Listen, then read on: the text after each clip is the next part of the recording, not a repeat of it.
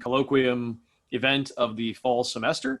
For those of you who are not necessarily familiar with this, the Honors Colloquium is a good opportunity for faculty and staff at the university and students as well to kind of share things that they're working on, projects, research topics, and so forth. So we'll have a few more of these events throughout the semester. I think I've got 4 more lined up right now. And once I nail down those dates and times, I will let you all know. But I'm very happy to have us lead off with a talk by Dr. Kevin Ells, who's an associate professor of mass communication here at A&M. And I think this is something that he was originally going to do in the spring before COVID, destroyed the world, as it were. So I'm happy we were able to rescue it and kind of bring it forward. So he will be speaking today on signs of understanding, how American semiotics informs everything from cognition to communication. So I'm going to be quiet and I will man the Zoom panel to admit people, and I will leave the rest of us in Dr. Ells' hands. So Kevin. All right, thank you very much for coming. Not just the honors students who are, I suppose, compelled to be here, but others from around campus with an interest in the subject or in what I might have to say. It's very kind of you to take part of the middle of the day, so early in the week, to sit and listen and zoom into what I've got to offer. So thank you very much for your time. In exchange, I'm going to do everything I can to keep this to about a half an hour and allow ample time for folks to zoom out early to get to their next appointment at 1 o'clock or to just hang out informally and ask questions. If you have questions during the what I'm talking about, go ahead and toss them into chat, and I'll leave my chat window open in the corner. If anything comes up excuse me, if anything comes up that I can address right away, then I'll do that. So let's jump in. About 6 department chairs ago, I was assigned to teach nonverbal communication. And I told my colleagues at the time, well, that's about as far as I can get for my final grad school concentration rhetoric and still be in the same field, which is American communication studies. So illustrating that the best way to learn something is to explain it to other people, I wrapped my head around the nonverbal communication textbook. Lead author was Mark Knapp, who pioneered nonverbal communication instruction in American universities in the 60s. And I found that in trying to that was a first-rate book, of course, but much of what I had to explain didn't strike me as having much to do with communication, certainly not strategic communication, which is what rhetoric boils down to. It seemed to have a lot more to do with psychology and perception and interpretation of environmental cues. And I found that the language of another American pioneer, Charles Sanders Peirce, the 19th century polymath and philosopher, whose lifespan encompassed was almost an exact contemporary of Mark Twain, that his language from a field he invented out of whole cloth called semiotics was extraordinarily useful in explaining what was going on in differentiating nonverbal communication from nonverbal behavior. And in doing that, I found that it was extraordinarily useful across the board in a wide range of fields, not just ones tangential to my own, but could shed some light in a very pragmatic way on a number of issues. So it opened up a whole new teacher-scholar project for me that I've been in and out of for the better part of 15 years, primarily pedagogical, although a couple of conference papers have come out of it, including a top paper at a regional conference. And one of those papers was inadvertently uploaded to EBSCOhost, where it's been already cited a couple of times. So it's not just something I've been doing in the classroom, it's something that's slowly getting out into the rest of the world. So the title of the talk encapsulates my thesis perfectly, although I think that probably a better title is this one, Better Living Through Semiotics. and we'll explain that as we go. That's probably a punchier title. So what I'm going to look at are three. I'm going to look at getting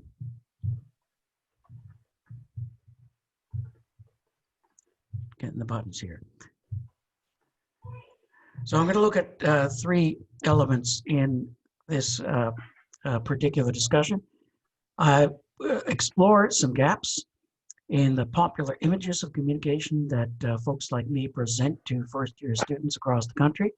I'll outline an alternative or a clarification drawn from the very straightforward language of the American semiotics tradition. No idea. And then I will look at some implications and applications. So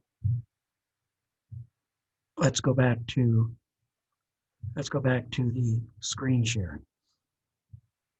So what's going on when we communicate?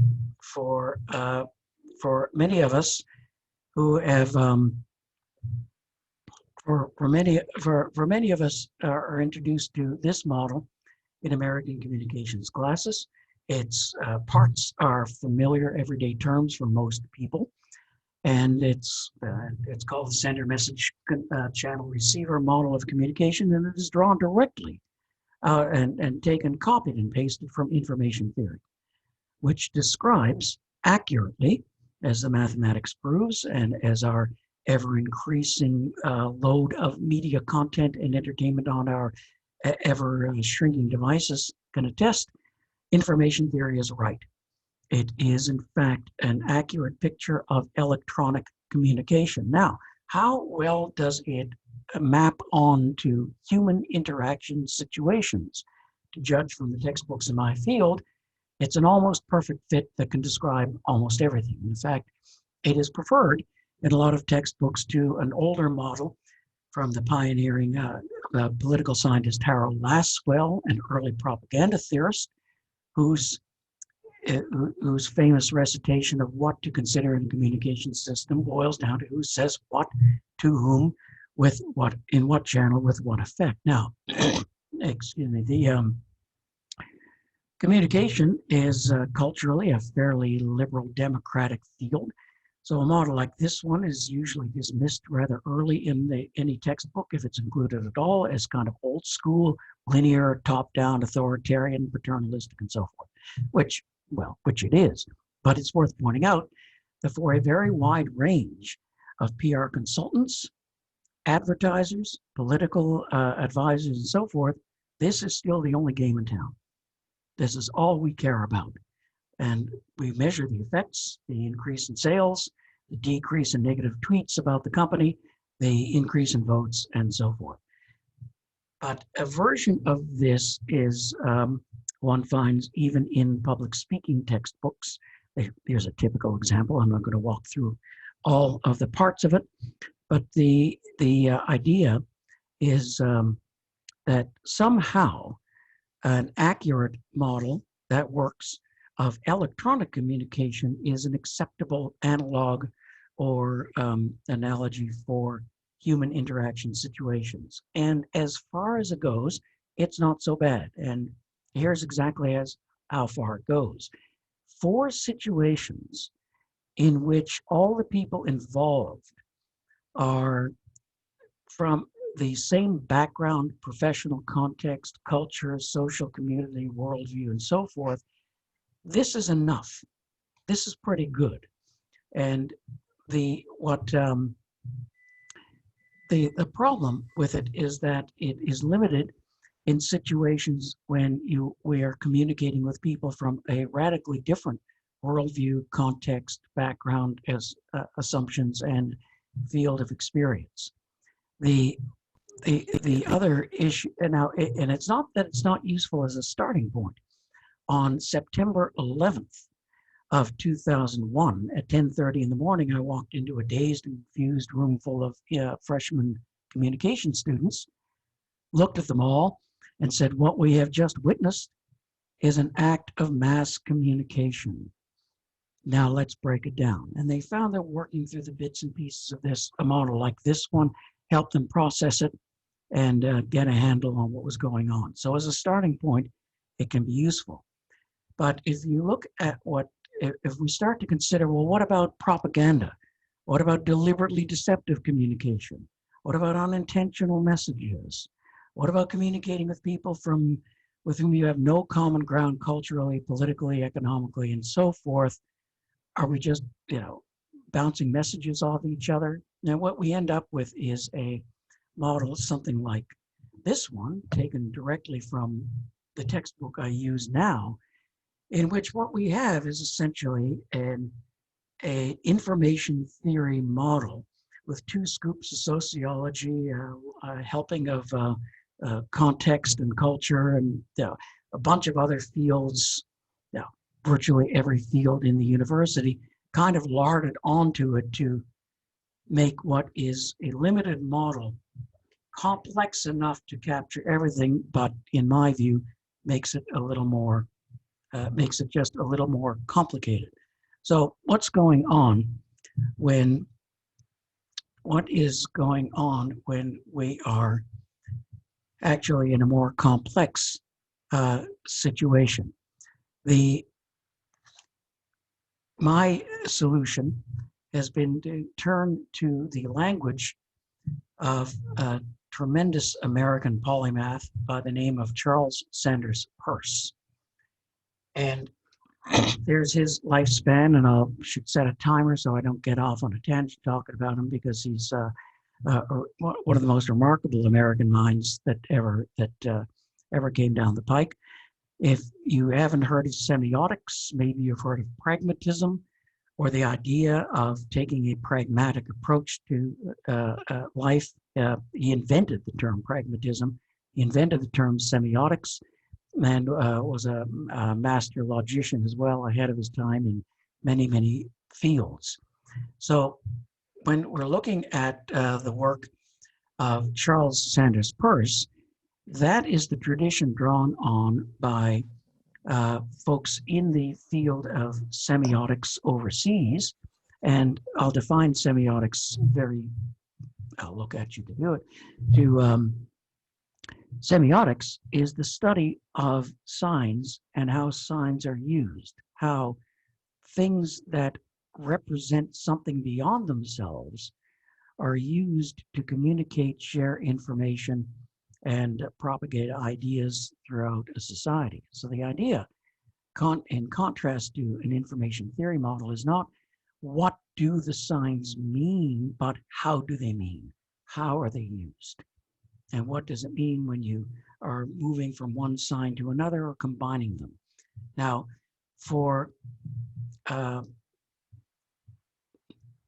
back to the share screen, but for a master of semiotics like Umberto Eco from Italy, most famous for folks of a certain age for his sleeper best-selling medieval mystery novel, The Name of the Rose, back in the 80s.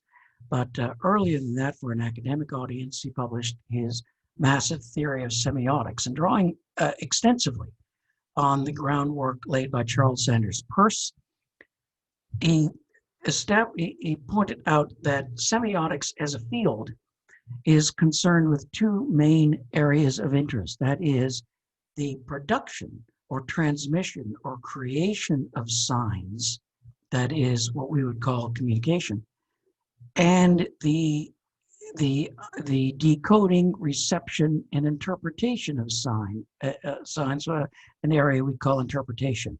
Now, it's too late to make this the mainstream of American communication research and pedagogy, although I think this might have been a more productive starting point, or we could have gotten to this a little earlier once we got the information theory model underway.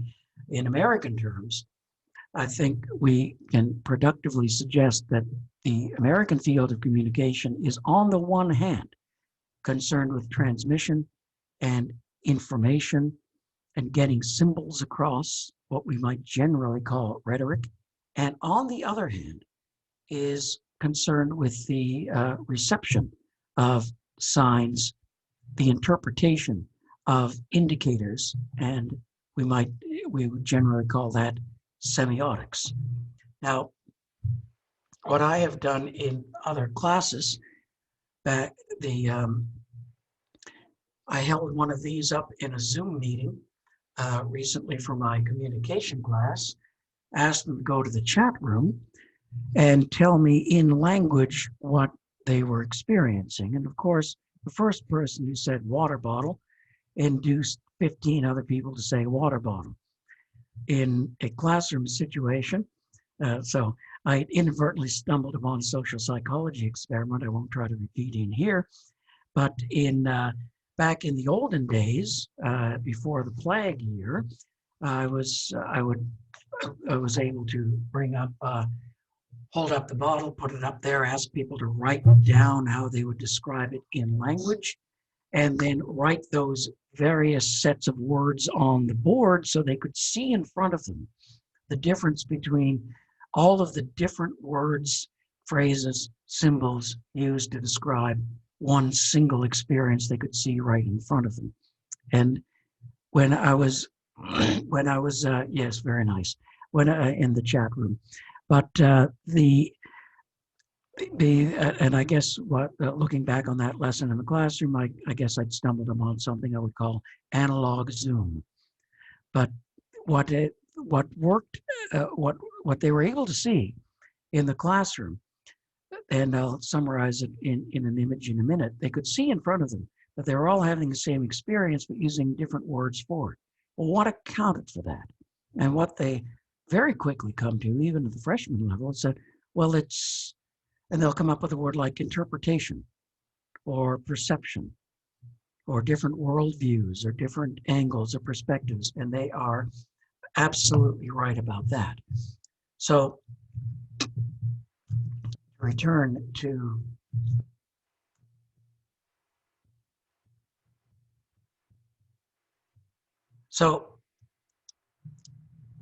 the reminder of that experience is up on the screen. And what accounts for it? Well, what accounts for it is that what we have in an image brought up by, in an image first proposed, drawn from the work of C.S. Peirce by Ogden and Richards almost a century ago, that it's not that symbols mean things or words mean things, or one encodes the message in symbols, sends it down the channel, it's decoded by the receiver. What we have is a direct connection between a symbol or communication tool that we would use and some sort of idea or perception or thought that we want to express. And that, in turn, is connected to something that we would refer to. So we have an indirect connection, and that is to say, in any encounter with the world or any communication situation, there is a minimum of 3 elements to consider. It's what you're choosing to use to get your idea across. There's the actual experience or interpretation, and then what it is you're trying to refer to. And you think, well, this is overthinking it. It's got to be simpler than that. I mean, what could be clearer? Look at this sign right here, a sign in every sense of the word. What could be clearer than that? And yet we know that there are a variety of ways of approaching that sign, interacting with it, seeing it, and using it. Here, adjusted that for the Arkansas market. Here's another example. Is it possible for 2 people to be looking at the exact same thing and refer to it with radically different language? One person could look at the image we're seeing here in real life, be interacting with it and saying, wow, that's a beautiful, clean shot from here. Too bad we're not in season. Somebody next to him might say, that could be Bambi's mother. Now, is one of those people heinous and evil and the other one naive and foolish? No, they are, but we have a simple example of how 2 people can have the same experience and reach into the basket of symbols and communication tools and come up with radically different ways of explaining it.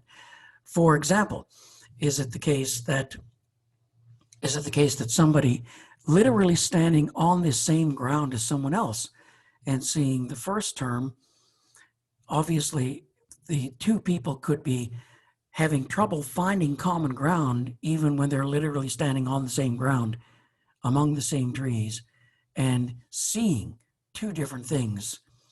And we know this only from the symbols they choose. These words are often interchanged. Obviously, all B is A, but not all A is B. And if we label the people who are the first word, which is all of us about something, with the second word, we're moving into a devil term that shuts down all conversation.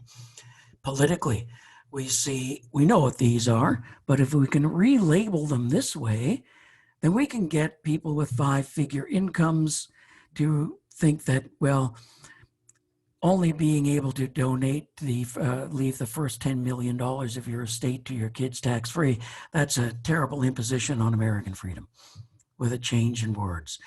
PR folks know the value of picking different labels to refer to the exact same reality.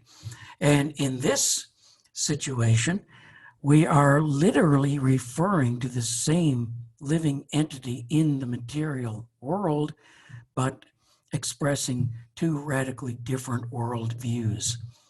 So, recapping, when we're looking at, so for Peirce, then, the focus on symbols was absolutely true but incomplete.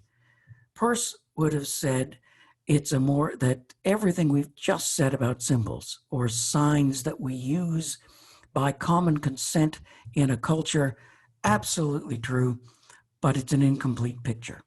What he was talking about was the more general category of sign. And not to get into the weeds in his extraordinary, he had an entire, he had a whole range of different signs. But the three that he focused on in most of his work, the three basic ones, were what he called the icon, which is a sign that imitates or resembles what it refers to, symbols we've looked at already. And the third and most important one for him and for us today and for me is what he called the index, or frequently called the indicator. And the indicator is a sign that represents what it refers to because it is somehow connected to it in space or time. It is contiguous with it, or there's a cause and effect relationship with it. The index or indicator is something we can perceive that points to, or literally indicates, as with an index finger, the important invisible reality behind the material, physical, sensible signal that we can perceive. Now, what do we mean by important? Well, important, that's up to you. Why is that signal important for you to attend to? I can't say. But by invisible or by invisible reality, then what do I mean by invisible? Well, it could be that it's in the past, in the ancient past, and we're reconstructing an ancient civilization. It could be a harbinger of something to come in the future. It could be something in what we call an immaterial or spiritual realm. It might be something wholly imaginary that doesn't even exist for a couple billion people in the world, as with signs from a possible spiritual or religious realm. Whatever the case is, we are always working cognitively with the same basic operation. So signs are connected to their reference not directly, but through us, through our interpretation and perceptions. And once we know that, we can just hold up the mirror to Ogden and Richard's triangle summary of Peirce. And when we mirror it, what we have is a much clearer, but also also complex image of what's going on when two minds or groups of people encounter each other. Each is reaching on one side into a basket of communication behaviors and symbolic action choices in order to refer to the world. Now, what happens when they run into misunderstandings, conflicts, And then, well, the telecommunications folks would say, well, they just need to make the message clearer, cut out the noise, and get more feedback. And that's not necessarily wrong. What we can do then is just flip this image, this image of what's going on when two people with different worldviews and fields of experience encounter each other. And if we say, well, aren't they doing something like this to get their messages across? I'd say, yes, they are, but that gives us a clearer picture of what's going on in any particular encounter.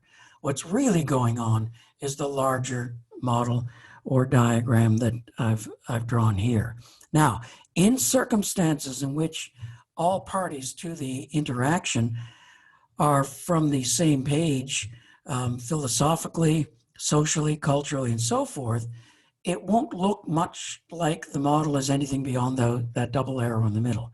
That'll feel like what communication is. It'll feel as natural as breathing.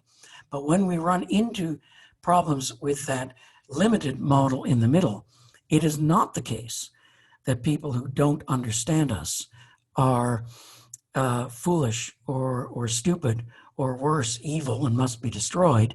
What's happening is that we simply haven't worked hard enough to find the communication tools or the symbols that will help us establish some common ground so we can refer to the world in at least an equitable or similar fashion.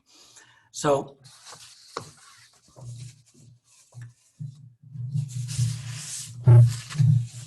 picking up my notes here. So let me turn then to a few implications of this way of not rejecting the information theory model of communication, but encompassing it in a more comprehensive, more complex, but not complicated model drawn from the language of American semiotics. If we're looking at argumentation, for example, in any argumentation class, we are presented with arguments from causality or arguments from sign. Well, the argument from sign, without exception, is an argument from an indicator. It is an argument that the indicator or index or signal we've picked up on is directly somehow connected to the real issue that we're trying to talk about. If it's an argument from causation, then we're asserting that what we're talking about has the properties to bring about something else, but any argument from sign or argument from indicator is a short form of of arguments from causation. That is to say, any argument from causation is essentially, or any argument from sign is essentially a summarized argument from causation. It works as a signal or as an indicator.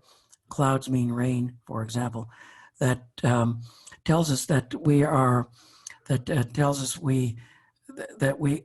already pointing to an argument from causation we've already accepted. Now, if we look at cross-cultural communication, we expect in cross-cultural communication and in moving from one country to another, we expect the symbols to be different. We expect that we'll have to translate our symbols into another culture's symbols, maybe between regions with the different, referring to soft drinks.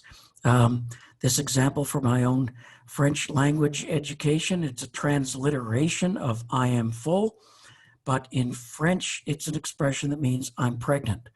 So be careful saying that if you're using a second portion in a French-speaking household. And sometimes, as in the third example, we pick up a symbol from another culture and use it in our own. We expect to do some translation, but what we sometimes forget is that the indicators vary sharply too. And when we look at this situation in the photograph pictured, what this indicates, what this is a sign of, or what it cause and effect relationship it points to, varies considerably from Riyadh to downtown Washington, D.C. And very often, behaviors that we suspect are instinctual are simply behaviors that we've been socialized into, how close to stand, what certain hand gestures mean, and so forth. In my own field of environmental communication, I think of the hunter and conservationist Aldo Leopold, whose book A Sand County Almanac became a posthumous bestseller after Silent Spring was published in the 60s, and is still a classic that's never gone out of print. In his essays on hunting, he refers to sign. He refers to deer sign or bear sign. And occasionally you get the impression that he's referring to a footprint, but by sign, he means what most of us mean by sign, which is always index or indicator. That is a tangible, material representation that we can sense of something that is important to us that we can't see. That is the animal that passed through here before. Now, occasionally, you can tell that sign has a more specific meaning, as when he talks about piles of sign. You get a sense that maybe he's picking a four-letter word, that he's thinking of another four-letter word other than sign. But that's exactly what's going on, not when we're looking at the past in environmental interpretation and communication, but when we're looking at the future. Climate scientists look at material indicators and put them together and look at the pattern of indicators over time as a second sign or indicator of what's coming in the future.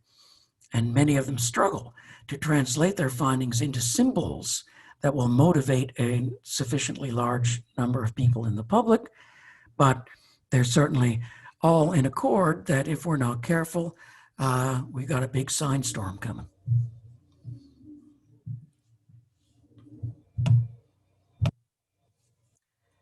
If we're looking at the area of cultural or rhetorical criticism, this language is useful as well. If we look at this particular image that many of us were familiar, we saw it on the back of every second SUV and pickup truck that we pulled up to at a red light during the Iraq War. And we look at it and we think, okay, well, it's an icon. It's clearly a yellow ribbon. We might know the story, the symbolic story it represents, the pop song narrative. We know what it's supposed to symbolize and represent. We see an indicator of something domestic and friendly with the cursive script and the loopy handwriting. And then, if we're looking closely, we certainly get a sense of what the symbols in English are supposed to mean. But if we're attending to it and looking for a pattern, then if we take it as is, well, it's just communication that's gotten across. But if we're involved in any kind of analysis or social or cultural criticism, we take the pattern of symbols and icons and use it as an indicator. And the first thing I noticed was that in all of this friendly iconography, I saw an imperative command. I saw a sentence in the imperative mood directing me to do something. Now, what were the alternatives? Well, I could have pulled up behind a vehicle and seen either of these statements, which are unarguable. Just signals of the identity and perspective of the people driving the cars. Or somebody could take personal responsibility for the message and assign somebody to it. Even if the injunction were a little bit different, it's entirely possible that a driver could pull up behind a car and not at that point be praying for the troops, be reminded to, and then choose to do it or not. There's an element of choice. But with this, who wasn't supporting the troops before they saw this message And that's when we see that what's really going on is that it looks like a very friendly message, but really this is what's going on here.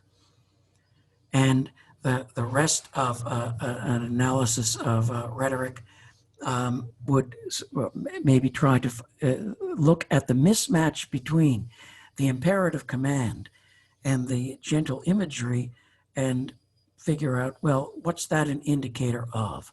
What's going on in the mindset of the people who put that initial image together? When we get to finally back to the point this all started with, was a nonverbal communication course. What I was able to explain using this language to, now 15 years of students, is that once we're outside the realm of language and verbal communication, or simple emoticons, gestures, and easily translatable expressions, when we're in uncertain situations, like being lied to, or the job interview, or the first date, or the performance evaluation, or going to a new work environment or school, and we're trying to figure out what's really going on, the information theory model breaks down, because very often what people are doing is communicating the opposite of what they mean, or trying to hide what they're really thinking from communication at all. So how do we discern what's going on? Well, the American semiotics tradition gives us the language to do it. You say, well, I see what they're trying to say and what they're saying. I can decode that.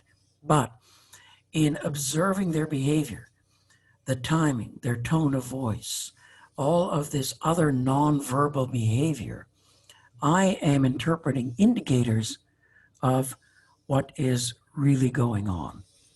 And so where we get beyond the telecommunications model is, in fact, the interesting stuff. How do we know that the job interview went well? Where's this first date going? Am I fitting in with this group or not? In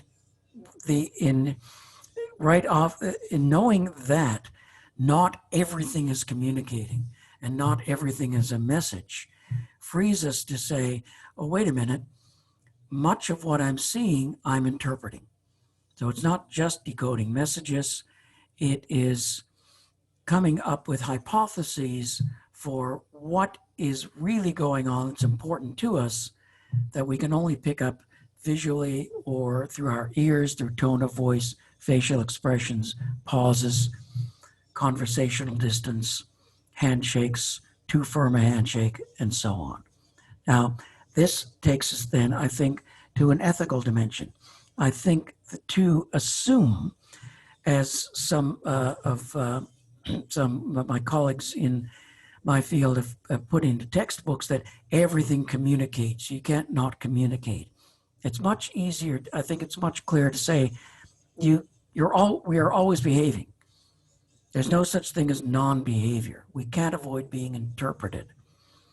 And if we know that, then I think that makes us more ethical communicators, because what we're not doing is assuming that everything we perceive is a message others sent that they're responsible and have to answer for. We're looking and saying, well, when there's something extra beyond what I've decoded from the messages and the communication, what else is going on that I think is there? Well, that's on me. I am responsible and answerable for my own interpretations, and I need to own them. And instead of accusing someone else of sending the wrong message, we might step back, or I have to, and I still have to train myself to do this, even after teaching this for 15 years, step back and just ask questions in order to find out, is my initial interpretation correct? And if you're looking for a signal that you have to do that, if you are immediately terrified or angered or outraged, that's a pretty good signal that some part of your brain some module of your brain has run wild on interpreting indicators. or indices of what is out there, and that it's time for the slower system 2 part of the brain to slow down, ask yourself some questions, maybe ask them out loud, and maybe find some common ground. So I think that is the pragmatic benefit to taking the language from the American tradition of semiotics and applying it to everyday situations. And I am going to conclude there and let anyone who has somewhere else to go to freely get to their 1 o'clock on time, and let everyone else kick back, unmute, ask any questions you want to, or throw them into chat if you want. And thank you all for your very kind attention. Thank you, Dr. Ells. Well done. Yeah, I'll give you applause from this end here. Yeah. Yeah, thank you. Thank you. Yeah. Any questions? Anyone want to ask Dr. Ells anything? You can, as he said, put it in the chat. You can unmute and talk. Civilized fashion. Evan, what I got for what you said was very good. It's like our phrase in East Texas, a picture's worth 1,000 words. But if you're trying to communicate something specific, therefore a picture or symbol may not necessarily do the trick unless you use a specific symbol. For instance, like the international symbol for a restroom. That's pretty specific. So whenever we communicate, I had never thought about it before. If we want to get across a certain point, we may use a picture plus some words, or have used a more specific symbol. Right. Because interpretation is left open to the reader, especially if there's not a feedback to the speaker. Yes, and the point of the semiotic language is to, or looking at semiotics, is not just that it's a field that is well known worldwide and studied in probably more in many countries than in this one, but it was invented here by an American philosopher. And of course, there's a separate European tradition in it too that's way beyond the scope of what we talked about today, that overlaps with it to a considerable extent. But the idea was that this language is crystal clear. Words like referent, interpretation, sign, indicator, symbol, icon, these are clear enough terms.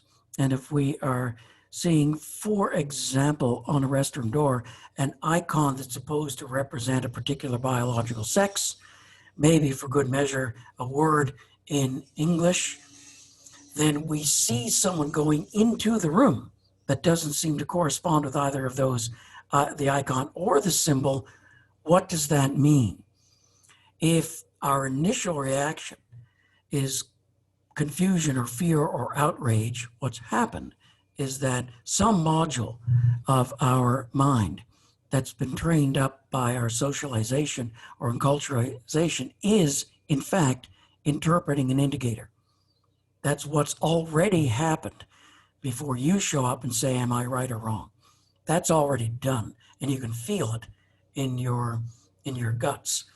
Now, the suggestion my suggestion is that the language of semiotics just helps us be more careful about our communication and more ethical in it, in taking responsibility for that part of our brains that was, you weren't reading the indicator, it's already happened, that ship sailed. Now it's like communicating with yourself, asking questions of others to spot check that first impression. Okay. Dr. Leese asked if you are familiar with Ad Fontes Media. I am not. Fill me in, Kathy. I used this website in one of the doc classes I taught last spring. And what they do, they train people to read all kinds of news articles across the spectrum and then to rate them positive, negative, left, right. Right. Obviously based on language, headlines, pictures, those kinds of things in the article. And they they use enough people to do inter-rater reliability, to kind of check where they fall. And the idea is that if you want to get a hold of some kind of reliable um, interpretation of what's going on, then you can look at where different news organizations and articles fall in order to try to get at, you know, what people tend to be more reliable, less reliable, right-leaning, left-leaning. So Right. So in the era in which everybody tries to classify a news organization by its so-called bias or perspective or worldview, if you read something that's called news and labeled news, and you believe it completely, well, you're in the world of symbols and telecommunications and information transfer. Now, if you're looking at it and saying, oh, I can tell by this word missing, or these extra words, or this particular turn of phrase, or this piece that is missing, I can tell that this is a liberal rag or a conservative broadsheet or whatever it might be, then what you are doing is interpreting indicators. You are taking the absence of certain words and the presence of others, or the overall pattern of the communication as an indicator. Now, if you're saturated with the telecommunications tradition, then you think, oh, I get it, that's the message. But the semiotic perspective will suggest, wait a minute, am I right? I'm the one doing the interpretation here. mm-hmm. Have I moved too quickly? Have I assembled the signals incorrectly? And so forth. And knowing that that's what's happening. And and I only sketched out a 6-pack of fields that this language can help elucidate, but there are many others, including probably most of the ones that we teach in. Somebody was asking in the chat, and Molly and Kathy have pointed to, there's a marvelous, and I cannot remember off the top of my head where I got it, but it is a marvelous graph of news sources from left to right, generally progressive to conservative in intention and in underlying philosophy. Then from top to bottom, accordance with what scientists would call reality, down the bottom to flat out propaganda and deception. And so I've forgotten exactly where my source is from. It might be Adfontes itself, but they're out there. There's some good ones. It sounds exactly like Adfontes Media. That's what they do. I mean, That might be it, but it's awfully useful. Mm-hmm. And then here's the thing. Let's say someone tells you, oh, I don't read the Washington Post. You know, that's a liberal rag. That's just Jeff Bezos. You know, he hates our commander-in-chief. And then you go to Adfontes Media and find it at the top in the middle, maybe slightly on the left. You think, that's a signal from your friend. That tells you something. Now, that doesn't mean your friend's sending that message. You're still responsible for your opinion of your friend and their assessment of media. But knowing that we're doing that all the time, I think, is a very pragmatic way of finding more common ground more quickly. Somebody, Molly, suggested that the impact of your words on others is more important than what your words intended. Sure, but how do you know what your impact was? They don't always tell you. And when they don't, then what you're doing to figure out what that is, you are interpreting indicators. You're in the realm of semiotics, interpreting signs. And if you're still too dragged down by the communication tradition, you'll think, oh yeah, they're telling me that with their facial expression. I get the message. But and in certain cases, people do, of course, communicate non-verbally. Can you communicate? Can you send can you send ambiguous, good enough kind of impressions through your behavior that could be roughly translated into language? Of course you can. That's nonverbal communication. It's a species of rhetoric. But it's the other behavior, the interesting stuff, where we're not sure what's going on. What's going on there? That's you interpreting signs. in the common language, or indicators or indices in Peirce's language, of the underlying reality behind what you can perceive. And my ethical argument is that interpretation's on you. You should answer for it and stick to it and not blame other people for it. Okay. Well, I know there's an interesting conversation going on in the chat. If you want to address it, yeah, amen. Though we are running out of time, so I'll leave that one up to you, Kevin. Well, what I'll do is just anyone who's so I'm looking at one element in chat that because a couple of the questions asked something similar. Here's one: what can we do to reduce the dissonance between intention and impact? Well, I'm reminded of what I think it was Toscanini said to a tourist in downtown New York who asked him, how do I get to Carnegie Hall? And he said, practice, practice, practice. And I think that is the answer to that question, because you will never get to my age or older and even teach this stuff diligently for as long as I've done it and get it right all the time. So it's a matter then of thinking in advance. Okay, here's the impression I want to create, verbally or non-verbally. Here's my message. Here's my intention. This is what I want to get across. And it doesn't quite work. How do you know it doesn't work? Sometimes they tell you. Sometimes it's a facial expression. It's a hesitation. It's some stress behavior in them, some kind of nervousness. And you think something's up. So you try something else and keep trying. Over time, you don't have to try as often, or your second guess is a little bit better. Sometimes you can ask them what's going on. Sometimes you deliberately modify your behavior. But when you're doing that, it's not because they sent you the message. Sometimes it is, but it's usually because you're attuned to the signs, to the indicators that you can perceive that points to the stuff you're concerned with, which is, do they understand me is what I'm saying acceptable? Okay. No, thank you very much, Dr. Ells. We'll have to kind of hold it there, I'm afraid. Lindsay did put into the chat that our next honors colloquium will be Thursday, October 15th, with Dr. Justin Trammell, who will be speaking on the impact of advanced technologies on our next generation. He's one of our engineering adjuncts, I believe. And so, yeah, I'm really looking forward to that one, but I'll send some stuff out about that. We did record this, so we'll go ahead and put this up on the Honors Program YouTube channel, and at some point we'll eventually end up on the actual website. So yeah, I will master this technology eventually. But if you have any more questions, by all means, send Dr. Ells emails about them. I think he'd appreciate that. But thank you very much, folks. I will see you next time. All right, take care.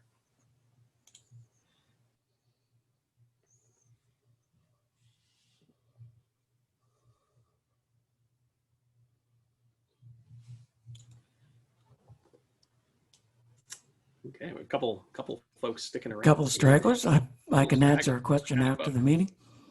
Happy to. Did you start the recording for this, by the way? Oh, I started a recording. I don't know if you can too, but I stopped recording after you said that last bit. We're not recording now. When we end it, it might not give me the opportunity to save it. So if it gives it to you, then just go ahead and send it to me. All right. We'll figure out a way I might have saved it to my computer, so I wouldn't have to mess with the cloud. That's fair. If Rachel, that's the case, is that I don't know if Rachel has a stray question. If not, I don't know. Then no. All right. If you have a stray question, you're welcome to hang out. Although I probably will I'll have to leave because I have class in about 2 minutes. Well, if she doesn't answer in a minute, I'm going to take that as an indicator that she's not there. There you go. That's good. Yeah. Amen. But well, I'm going to actually go. I'm going to leave, and I will see you. I think you're the host. So go ahead and end the meeting. Thank you very much. It was fun. If I can end